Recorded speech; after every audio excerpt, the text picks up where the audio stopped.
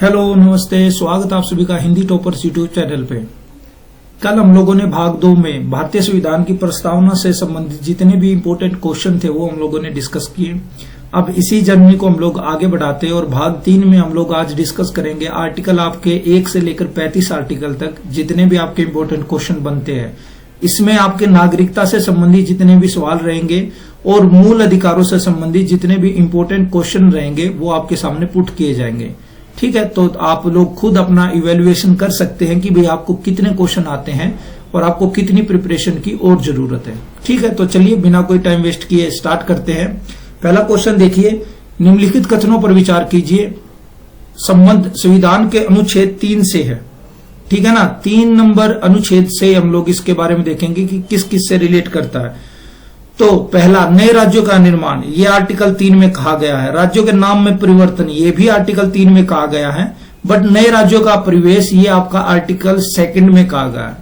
ठीक है, और देखिए, किसी भी राज्य का नया नाम रखना, किसी भी राज्य की सीमा में परिवर्तन करना, किसी भी राज्य का क्षेत्र में परिवर्तन करना, किसी भी राज्यों को शामिल करना, किसी भी राज्यों को बाहर निकालना, ये पूरी तरीके से किसके अधिकार क्षेत्र में आता है? संसद के।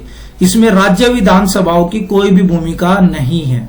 ठीक है, ये टोटली जितना भी मान लो नागरिकता से रिलेटेड कोई भी सवाल है या आपका नए राज्यों के निर्माण से या उनके नाम परिवर्तन से रिलेटेड कोई भी काम है, वो सिर्फ और सिर्फ संसद के अधिकार क्षेत्र में आएगा, राज्य विधानसभाओं के अधिकार क्षेत्र में नहीं आएगा।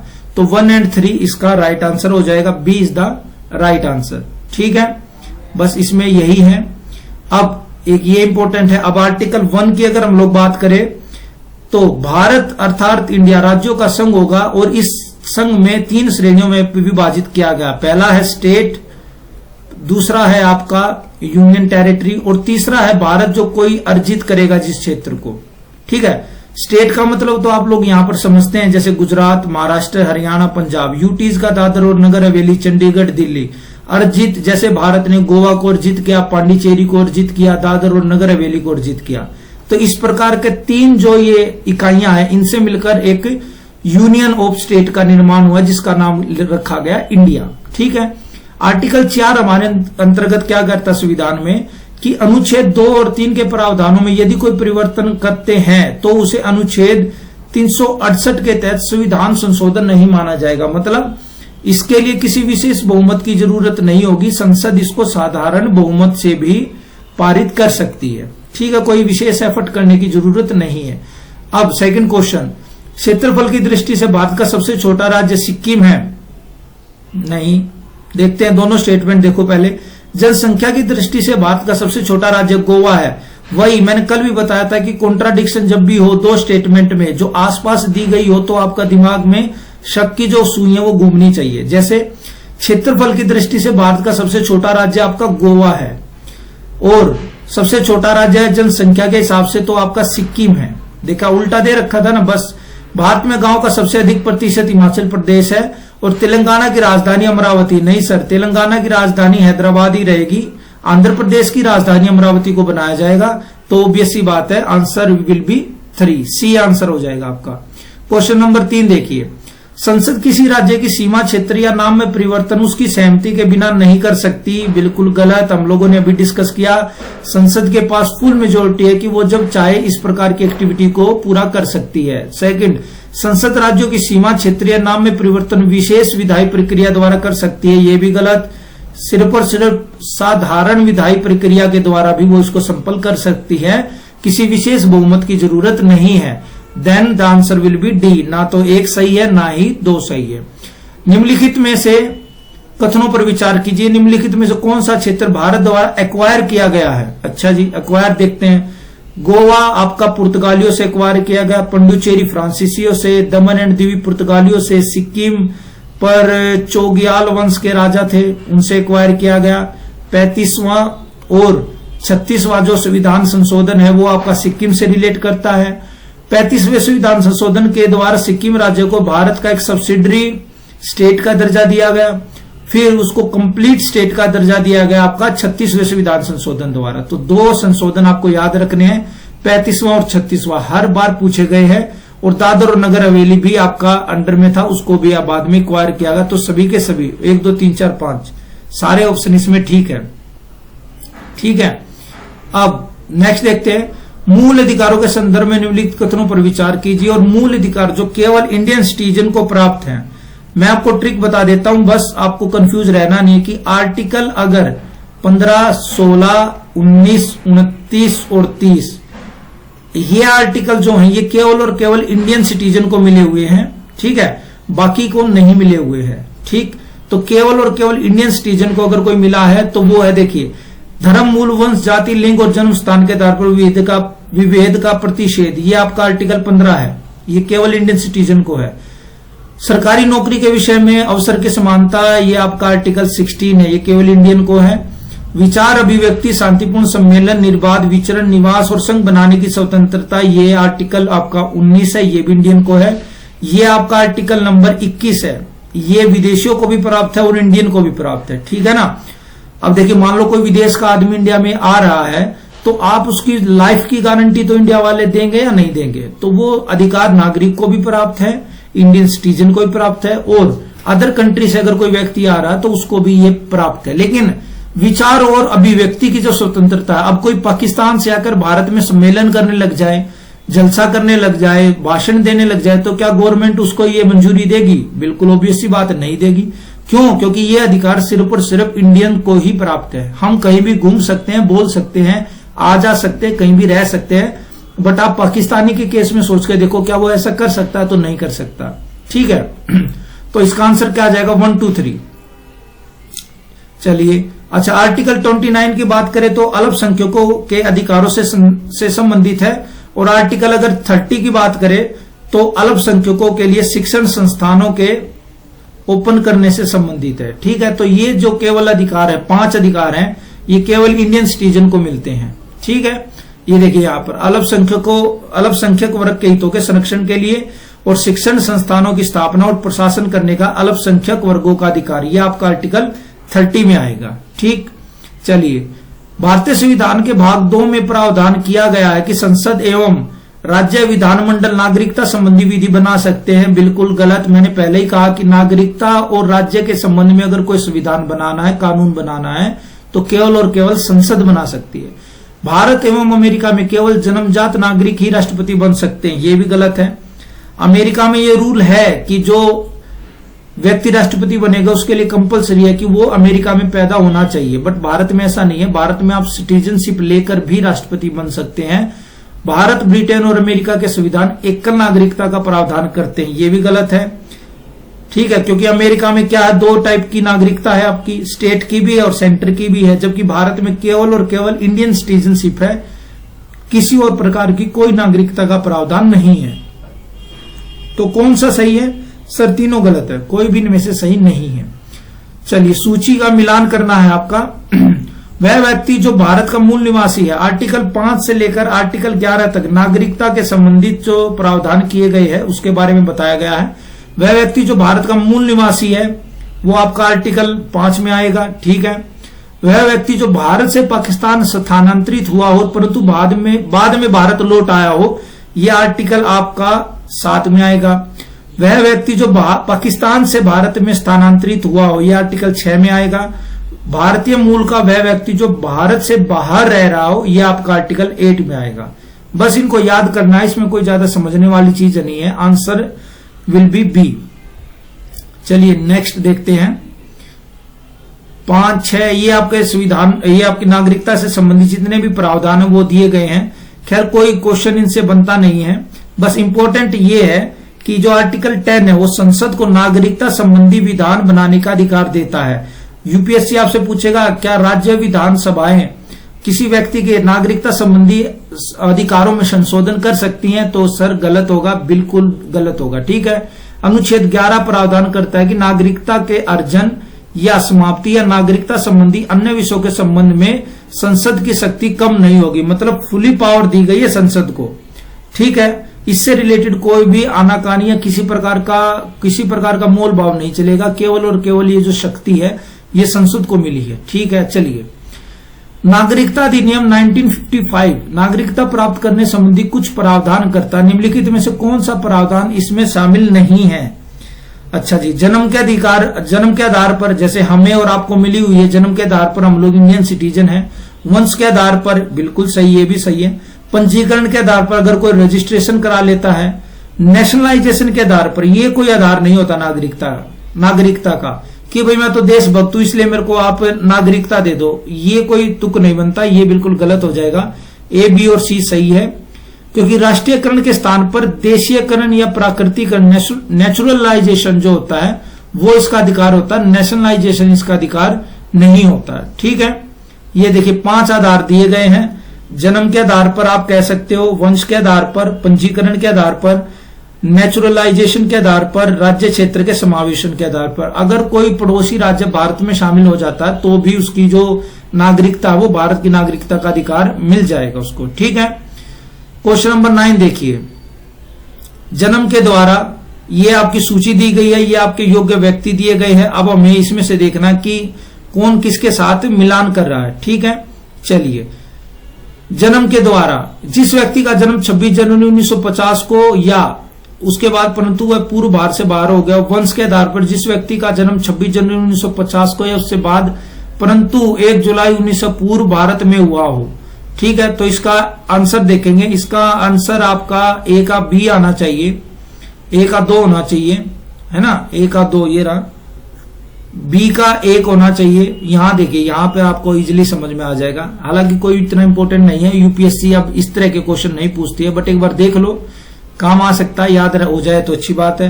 जन्म के द्वारा जिस व्यक्ति का जन्म 26 जनवरी 1950 को या उसके बाद परंतु 1 जुलाई 1947 से पूर्व भारत में हुआ हो तो उसको जो सिटीजनशिप मिलेगी वह जन्म के आधार पर मिलेगी। ठीक है, वंश के आधार पर जिस व्यक्ति का जन्म 26 जनवरी 1950 को या उसके बाद परंतु 10 दिसंबर 1992 से पहले भारत के बाहर हुआ हो उसको वंश के आधार पर मिल जाएगी। देशीयकरण, संविधान की 8वीं अनुसूची में उल्लिखित भाषाओं में से किसी एक का अच्छा ज्ञाता हो। ठीक है, 22 जो भाषाएं दी गई है, अगर कोई व्यक्ति इन 22 भाषाओं में से किसी एक का भी अच्छा जानकार है तो वो अप्लाई कर सकता है और उसको देशीयकरण, नेचुरलाइजेशन के आधार पर नागरिकता दी जा सकती है। पंजीकरण के द्वारा भारतीय मूल का व्यक्ति जो नागरिकता प्राप्ति के लिए आवेदन देने से ठीक 7 वर्ष पहले तक भारत में रह चुका हो उसको भी सिटीजनशिप मिल जाएगी। ठीक है, कौन सा कथन सही है? सही है, देखना है। ठीक है, कोई व्यक्ति जो देशीयकरण द्वारा भारत का नागरिक है उसे कभी भी नागरिकता से वंचित नहीं किया जा सकता। बिल्कुल गलत है। भारत सरकार की फुल अथॉरिटी है, वो जब चाहे जिसको चाहे नागरिकता से वंचित कर सकती है। जो व्यक्ति भारतीय नागरिकता का स्वेच्छा से त्याग करता है उस व्यक्ति का प्रत्येक नाबालिग बच्चा भारत का नागरिक नहीं रह जाएगा। बिल्कुल सही। अगर किसी के माता पिता अपनी मर्जी से इंडियन सिटीजनशिप को त्याग देते हैं तो उस व्यक्ति का प्रत्येक नाबालिग बच्चा, 5 साल से जो भी कम बच्चा है ना, 18 साल से जो भी कम बच्चा नाबालिग है उसको भारत का नागरिक होने की फिर अधिकार नहीं दिया जाएगा। ठीक है, पंजीकरण या प्राकृतिक नागरिकता के 5 वर्ष के दौरान नागरिक को किसी अन्य देश में 6 माह की कैद हो जाए तो भारतीय नागरिकता से वंचित कर दिया जाएगा। ये गलत है, 7 वर्ष इसमें दिया गया है।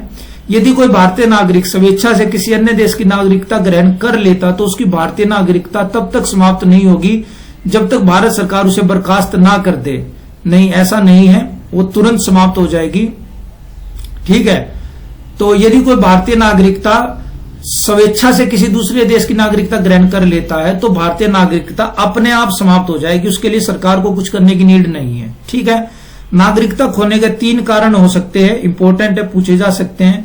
या तो आप अपनी मर्जी से दे दो, टर्मिनेशन ऑफ बर्खास्तगी, नागरिकता की बर्खास्तगी, सरकार आपको बर्खास्त कर दे, या नागरिकता से, या आपने कोई क्राइम किया है तो सरकार आपको जानबूझकर वंचित कर दे। ये 3 प्रकार हो सकते हैं। भारतीय विदेशी नागरिकता कार्ड होल्डर के विषय में कौन सा कथन सही है? इसमें भारतीय मूल के व्यक्ति कार्ड योजना और समुद्री पारीय भारतीय नागरिक कार्ड योजना का विकल्प किया गया, विलय किया गया। बिल्कुल सही।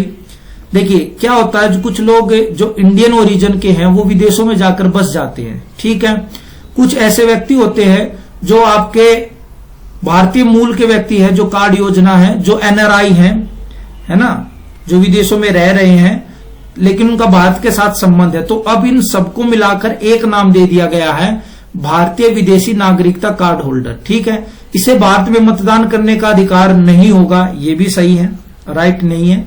इसे भारत में संवैधानिक या सार्वजनिक पद पर प्राप्त करने का अधिकार नहीं होगा, ये भी सही है। तो कुल मिला के बात यह कि तीनों कथन सही है, तो इसका आंसर आ जाएगा डी। भारतीय विदेशी नागरिक कार्ड होल्डर एक नई योजना है जिसमें PIO person of Indian origin एवं OCI overseas citizen Indian citizen जो समुद्र पार रहते कार्ड योजना का विलय किया गया है। यह नई कार्ड योजना नागरिक संशोधन 2015 में आरंभ की गई थी। ठीक है, अब PIO जो कार्ड योजना को समाप्त कर दिया, यह भारत में निम्नलिखित के लिए योग्य नहीं होंगे। कौन कौन सी एक्टिविटी के लिए अब ये योग्य नहीं होंगे? ना तो ये लोग मतदान कर सकते हैं इंडिया में, ठीक है, ना ही राष्ट्रपति या उपराष्ट्रपति चुने जा सकते हैं, ना ही लोकसभा, राज्यसभा, विधानसभा या विधान परिषद के मेंबर चुने जा सकते हैं, ना ही सुप्रीम कोर्ट, हाई कोर्ट में जज हो सकते हैं, और सार्वजनिक कोई भी कर्मचारी जो गवर्नमेंट के अंडर में काम करता है उस पद को ये लोग हासिल नहीं कर सकते। चलिए, नागरिकता अधिनियम 1955 में अब तक 4 बार संशोधन किया जा चुका है। ये देखिए, मैंने कल भी आपको बताया था, अगर यूपीएससी कोई स्पेसिफिक डाटा देती है तो उसकी संभावना होती है कि वो 99% आपका रोंग ही पूछ रही है आपसे, क्योंकि क्या है ना, क्वेश्चन जो होते हैं वो जनरलाइजेशन के बेस पर चलते हैं। बड़ी क्वांटिटी को ध्यान में रखकर जनरलाइजेशन किया जाता है। स्पेसिफिक अगर कोई वर्ष दे दिया, कोई ईयर दे दिया, तो उसकी संभावना ये होगी कि वो ज्यादातर क्वेश्चन गलत करने के लिए ही, आपको कंफ्यूज करने के लिए ही वो दिया गया है। तो 4 बार नहीं, अब तक 7 बार संशोधन किया जा चुका है। और भारतीय मूल के व्यक्तियों को दोहरी नागरिकता प्रदान करने के लिए भारत में वर्ष 2003 में एक उच्च स्तरीय समिति का गठन किया गया था। तो इसका आंसर डी आ जाएगा। 2003 में नहीं किया गया था, 2000 में किया गया था। ठीक है, तो अब तक जो है 8 बार संशोधन किया जा चुका है। और 2000 में MLM सिंघवी की अध्यक्षता में एक कमेटी गठित की गई थी। उसको ये सुझाव देने थे कि क्या भारत में भी दोहरी नागरिकता के संबंध में कोई प्रावधान हो सकते हैं या नहीं हो सकते।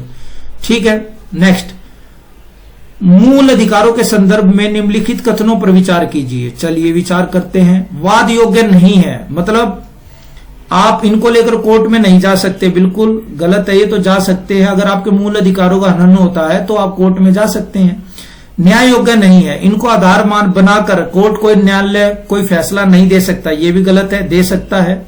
मूल अधिकार ही तो व्यक्ति के नेचुरल राइट है, उनको ही अगर हनन कर दिया जाएगा तो व्यक्ति कोर्ट में नहीं जाएगा, और कोर्ट अगर फैसला नहीं देगा तो कौन देगा। थर्ड वन, संशोधन योग्य नहीं है, ये तो बिल्कुल गलत है, इसमें तो संशोधन हुआ है और बार बार हो सकता है। फोर्थ, उच्चतम न्यायालय के मूल क्षेत्राधिकार के अंतर्गत नहीं आते। हाँ, ये सही है। अगर किसी व्यक्ति के मूल अधिकारों का हनन होता है तो उसके पास ऑप्शन है, वो हाई कोर्ट भी जा सकता है और वो सुप्रीम कोर्ट भी जा सकता है। अगर मूल क्षेत्र अधिकार के अंतर्गत सुप्रीम कोर्ट के अंतर्गत आता तो केवल और केवल व्यक्ति हनन होने पर केवल और केवल सुप्रीम कोर्ट में जाता, बट अब ऐसा नहीं है। अब वो हाई कोर्ट में भी जा सकता है और सुप्रीम कोर्ट में भी जा सकता है। ठीक है, तो इसका आंसर क्या आ जाएगा? Answer will be C. चलिए नेक्स्ट देखते हैं। मूल अधिकार वाद योग्य है, इनको चैलेंज किया जा सकता है, जबकि राज्य के नीति निर्देशक जो तत्व है वो अवाद योग्य, इनको लेकर आप कोर्ट में नहीं जा सकते कि भाई संविधान में ये लिखा हुआ है, आप हमें ये कानून के अंतर्गत है और आप हमें ये हमारे अधिकार दो। आप ऐसा चैलेंज डीपीएसपी के संदर्भ में नहीं कर सकते। मूल अधिकार न्याय योग्य है क्योंकि इनके उल्लंघन पर व्यक्ति उच्च न्यायालय या उच्चतम न्यायालय में जा सकता है। संसद 368 के तहत मूल अधिकारों में संशोधन कर सकती है, परंतु साधारण विधि से नहीं। मूल अधिकार के उल्लंघन पर कोई व्यक्ति सीधे सुप्रीम कोर्ट में जा सकता, परंतु यह उच्च न्यायालय के मूल क्षेत्राधिकार के अंतर्गत नहीं आता। ठीक है, इसके अलावा वो क्या कर सकता है? वो हाईकोर्ट में भी जा सकता है। आपातकाल केस में मूल अधिकारों को निलंबित किया जा सकता, बट आर्टिकल 20 और 21 को छोड़कर। मोस्ट इंपोर्टेंट लाइन है, यूपीएससी क्या क्वेश्चन पूछेगी कि सभी मूल अधिकारों को आपातकाल के समय निलंबित, सस्पेंड कर दिया जाता, तो आपका आंसर होगा नहीं सर, बेवकूफ मत बनाइए। इसका आंसर ये होगा कि केवल आर्टिकल 20 और 21 को छोड़कर आप जितने बाकी सारे अधिकार है आप उनको सस्पेंड कर सकते हो, बट 20 और 21 को नहीं कर सकते। ठीक है, चलिए मूल अधिकार के विषय में कौन सा कथन सही नहीं है? वाक और अभिव्यक्ति की स्वतंत्रता भारतीय नागरिकों के साथ साथ विदेशियों को प्राप्त है। लीजिए, ये तो पहला ही मिल गया हमें। मैंने पहले ही आपको एग्जांपल दिया। अब कल को पाकिस्तान से कोई व्यक्ति आकर यहाँ पर भाषण देने लग जाए और बोले कि मेरे को तो फ्रीडम ऑफ स्पीच है, स्पीच ऑफ एक्सप्रेशन है, तो आपको क्या सरकार करने देगी? नहीं करने देगी। तो बाकी सारे सही हैं। तो इसका अच्छा और देखते हैं, धर्म, मूल, वंश, जाति, लिंग और जन्म स्थान के आधार पर विभेद का प्रतिषेध विदेशों को प्राप्त नहीं है, सही है। प्राण और दैविक स्वतंत्रता का संरक्षण भारतीय नागरिकों के साथ साथ विदेशियों को भी प्राप्त है, ये भी सही है। तो इसका आंसर क्या आ जाएगा? ए। चलिए नेक्स्ट देखते हैं, भारतीय संविधान में मूल अधिकारों को शामिल करने के लिए नेहरू रिपोर्ट 1928 में समर्थन किया गया था, ठीक है। भारतीय संविधान के भाग 3 में राज्य को परिभाषित किया गया है, ये भी सही है। तो इसका आंसर देखेंगे, इसका आंसर दोनों सही है। नेहरू रिपोर्ट 1928 में एक नेहरू रिपोर्ट प्रेजेंट की गई जिसमें मूल अधिकारों के बारे में पहली बार ये कहा गया कि आप इनको संविधान के अंतर्गत हम लोग शामिल करेंगे, ठीक है। तो भारतीय संविधान के भाग 3 के अनुच्छेद 12 में 12 से लेकर 35 तक मूल अधिकारों की चर्चा की गई है, जिसमें आर्टिकल जो 12 है वो राज्य की विस्तृत परिभाषा देता है, ठीक है। तो आर्टिकल 12 क्या करता है? विस्तृत परिभाषा देता है। मूल अधिकारों के संदर्भ में निम्नलिखित में से असत्य कथन के बारे में हमें देखना है। यह राज्य के कार्यों के विरुद्ध गारंटी है, बिल्कुल सही बात। अब राज्य अगर आपकी स्वतंत्रता का हनन करता है, अब मान लो राज्य आपका फोन टैप कर रहा है, तो आप कह सकते हो कि ये मेरे आर्टिकल 19 का आप उल्लंघन कर रहे हो और मैं आपके खिलाफ सुप्रीम कोर्ट में जाऊंगा। आप सरकार को चुनौती दे सकते हो, ठीक है। यह सामाजिक, आर्थिक और राजनीतिक न्याय सुनिश्चित करता है, नहीं, ये आपका डीपीएसपी की भूमिकाएं हैं। राज्य के जो नीति निर्देशक सिद्धांत है वो व्यक्ति की सामाजिक, आर्थिक और राजनीतिक न्याय सुनिश्चित करता है, मूल अधिकार ऐसा नहीं करते। यह अमेरिका में अधिकारों के बिल के बात, ये बिल्कुल सही। इसे आपातकालीन स्थिति में निलंबित किया जा सकता है, ये भी आपका सही है। क्वेश्चन नंबर 17 देखिए, संविधान का अनुच्छेद 13 संवैधानिक प्रावधानों को संसद या राज्य के विधानमंडलों द्वारा बनाए गए नियम कानूनों पर प्राथमिकता प्रदान करता है। भारत में मूल अधिकारों को लागू करने की शक्ति केवल उच्चतम न्यायालय एवं उच्च न्यायालयों को प्राप्त है, ये बिल्कुल सही है। अब ये स्टेटमेंट दोबारा पढ़ेंगे कि संविधान का अनुच्छेद 13 संवैधानिक प्रावधानों को संसद या राज्य के विधानमंडलों द्वारा बनाए गए नियम कानूनों पर प्राथमिकता प्रदान करता है। नहीं, ये गलत लग रहा है, क्योंकि इसमें क्या है कि दोबारा पढ़ते, आर्टिकल जो 13 है वो संवैधानिक प्रावधानों को संसद या राज्य के विधानमंडलों द्वारा बनाए गए नियम कानूनों पर प्राथमिकता, हाँ बिल्कुल सही है, अब सही है स्टेटमेंट ये। क्योंकि क्या है, देखिए संविधान के आर्टिकल 13 में यह प्रावधान किया गया है कि संसद या राज्य के विधानमंडलों द्वारा ऐसी कोई भी विधि या कानून नहीं बनाया जाएगा जो मूल अधिकारों को छीनता हो या उनको न्यून करता हो। यदि कोई भी विधि आपकी मूल अधिकारों का उल्लंघन करती है तो उसे उस सीमा तक विधि शून्य या उसको अवैध करार दे दिया जाएगा। तो मतलब क्या है, सुप्रीम कोर्ट के पास ये अथॉरिटी है। अगर सरकार या कोई राज्य सरकार कोई कानून बनाती है, कल को कह दे सरकार की भाई फोन बैन है ना, मोबाइल फोन का यूज करना बैन है, या सरकार कह दे कि आरटीआई से जानकारी लेना बिल्कुल बैन है, विरोध है, तो ये क्या है, ये व्यक्ति के मूल अधिकारों का हनन हो रहा है यहाँ पर। तो इस प्रकार का अगर कोई सरकार कानून बनाती है तो सुप्रीम कोर्ट उसको नलीफाई कर सकता है, उसको शून्य घोषित कर सकता है, ठीक है। चलिए, भारत में केवल उच्चतम न्यायालय या उच्च न्यायालयों को मूल अधिकारों को परिवर्तन करने की शक्ति है। आर्टिकल 32 ये आपका सुप्रीम कोर्ट कर सकता है और आर्टिकल 226 ये आपका हाई कोर्ट कर सकता है। आप यहां पर जाकर रिट लगा सकते हैं। चलिए, क्वेश्चन नंबर 18, समानता का अधिकार एक मूल अधिकार है जिसकी चर्चा भारतीय संविधान के 4 अनुच्छेदों में की गई है। 4 अनुच्छेदों में की गई है, नहीं 14 से लेकर 18, 14, 15, 16, 17, 18, तो कितने हो गए सर? 5 अनुच्छेदों में की गई है, 4 में नहीं की गई है। धर्म आदि के आधार पर विभेद का प्रतिषेध एक मूल अधिकार है जिसका उल्लेख समानता के अधिकार के अंतर्गत किया गया है, बिल्कुल सही। धर्म के आधार पर विभेद नहीं कर सकते, आर्टिकल 15 में यह बात कही गई है ना। चलिए, क्योंकि समानता का अधिकार देखिए मूल अधिकार है और इसकी चर्चा भारतीय संविधान के 5 अनुच्छेदों आर्टिकल 14 से 18 में की गई है, न कि 4 अनुच्छेदों में। और धर्म के आधार पर विभेद का प्रतिषेध एक मूल अधिकार है, इसकी चर्चा समानता के अधिकार आर्टिकल 15 में की गई है। चलिए नेक्स्ट देखते हैं, भारतीय संविधान के मूल अधिकार के संदर्भ में कथनों पर विचार कीजिए। पहला, विधि के समक्ष क्षमता ब्रिटेन के संविधान से लिया गया है, यह एक सकारात्मक अवधारणा है। और विधियों का समान संरक्षण अमेरिका के संविधान से लिया गया है और यह एक नकारात्मक अवधारणा है। तो इसका आंसर अगर हम लोग देखते हैं तो ये दोनों स्टेटमेंट रॉन्ग है। देखिए कैसे रॉन्ग है। जो विधि के समक्ष समानता है, इसको आप ऐसे समझ सकते हैं, इसको कई बच्चों को समझ में नहीं आता, समक्ष क्षमता कि भाई ये पॉजिटिव है या नेगेटिव है। तो देखिए ये नेगेटिव अवधारणा है। इसमें क्या कहा गया है कि विधि के लिए कोई भी ना तो बड़ा है ना ही छोटा है।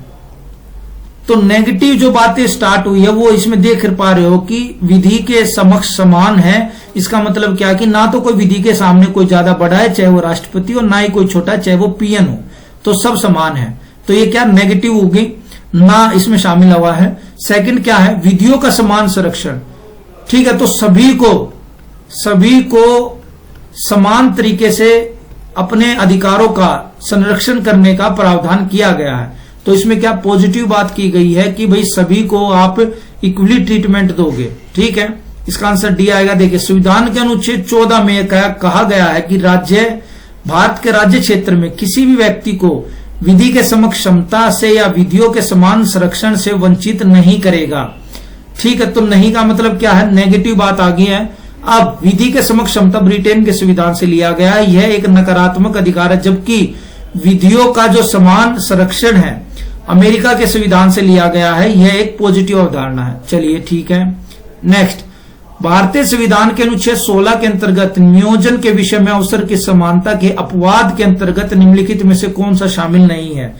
हमारा संविधान आर्टिकल 16 क्या कहता है, सरकारी नौकरियों में समान अवसर दिया जाएगा, लेकिन समान अवसर के बावजूद कुछ अपवाद किए गए हैं। जैसे आरक्षण है आपका, है ना, जैसे आरक्षण है, जैसे जनरल की कट ऑफ सबसे ज्यादा होती है, एसटी की सबसे कम होती है, तो इसमें समान अवसर कहां हुआ। लेकिन कुछ अपवाद बनाकर उनको आरक्षण के माध्यम से ये चीजें दी गई हैं।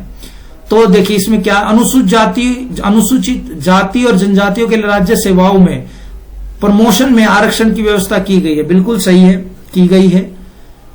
राज्य के अधीन सेवाओं में पिछड़े वर्ग के लिए आरक्षण का प्रावधान ये भी किया गया है। धार्मिक या सांप्रदायिक संस्था के क्रियाकलाप से संबंधित किसी विशिष्ट धर्म संप्रदाय के पदाधिकारी संबंधी प्रावधान ये भी किए गए हैं। जैसे कोई क्रिश्चियन है और कोई चर्च है, तो वहां पर जो पुजारी होगा वो क्रिश्चियन उसी कम्युनिटी का होगा, बिल्कुल हो सकता है। थर्ड वन, अनुसूचित जाति जनजाति एवं पिछड़ा वर्ग के लिए सरकारी गैर सरकारी शिक्षण संस्थानों में आरक्षण की व्यवस्था, ये आपका आर्टिकल 15 में कहा गया है, ये आर्टिकल 16 से रिलेटेड नहीं है। ठीक है, ये देखिए भारतीय संविधान के अनुच्छेद 15(5) के अंतर्गत यह कहा गया है कि 93वें संविधान संशोधन के द्वारा यह प्रावधान जोड़ा गया कि अल्पसंख्यक शिक्षण संस्थानों को छोड़कर सभी सरकारी एवं गैर सरकारी शिक्षण संस्थानों में अनुसूचित जाति जनजाति एवं पिछड़ा वर्ग के आरक्षण संबंधी प्रावधान है। तो ये सिंपल सी बात है। जो तीसरी जो स्टेटमेंट है ये आपके आर्टिकल 15 और उसकी धारा 5 से रिलेट करता, ना कि आर्टिकल 16 से। ठीक है, तो चलिए आज के सेशन में इतना ही है। आई होप आपको ये सेशन हेल्पफुल लगा होगा। अगर आपको इस सेशन से कुछ हेल्प मिल पा रही है और आपको पसंद आ रहा है तो प्लीज आप इसको ज्यादा से ज्यादा लाइक कीजिएगा, शेयर कीजिएगा। अगर आप चैनल पे नए हैं तो सब्सक्राइब कीजिए ताकि आपके पास टाइमली नोटिफिकेशन पहुंच जाए, कोई भी वीडियो तब भी अपलोड की जाए तो आपको पता लग जाए। ठीक है, और ज्यादा से ज्यादा आप अपने फ्रेंड को इससे जोड़िए ताकि और भी बच्चे कनेक्ट हो पाए। और आप क्या ना, देखिए ये जो सीरीज चली हुई है इसका आप बेनिफिट उठाइए, फ्री ऑफ कॉस्ट है, आपका कुछ जा नहीं रहा है, आपसे कुछ डिमांड नहीं है, आपको सिंपली इसका बेनिफिट उठाना चाहिए। ज्यादा से ज्यादा आप देखिए, एक क्वेश्चन जब हम लोग सोल्व करते हैं तो हमारे कम से कम 4 से 5 कॉन्सेप्ट सोल्व हो जाते हैं। इजिली हो पा रहे हैं या नहीं हो पा रहे हैं, तो आपको एक बार पढ़ लो आप। मैं ये नहीं कह रहा कि आप सिर्फ इसको पढ़ के पास हो जाओगे, नहीं, पहले आप बुक पढ़िए, मूल अधिकारों से रिलेटेड जो भी आपका लक्ष्मीकांत को अगर आप फॉलो कर रहे हैं, एनसीईआरटी को फॉलो करें तो पढ़िए पहले। उसके बाद अगर आपको क्वेश्चन आंसर लगाने हैं, कुछ समझ में नहीं आ रहा, तब आप इस वीडियो को देखिए, तब देखिएगा आपको कितना बेनिफिट मिलेगा और आपका कॉन्फिडेंस लेवल 7वें आसमान पर होगा। ठीक है, तो चलिए मिलते हैं कल आप लोगों से नए वीडियो के साथ, भाग नंबर 4 के साथ। तब तक अपना ध्यान रखिए, खुश रहिए, पढ़ते रहिए। Have a nice day, thank you very much.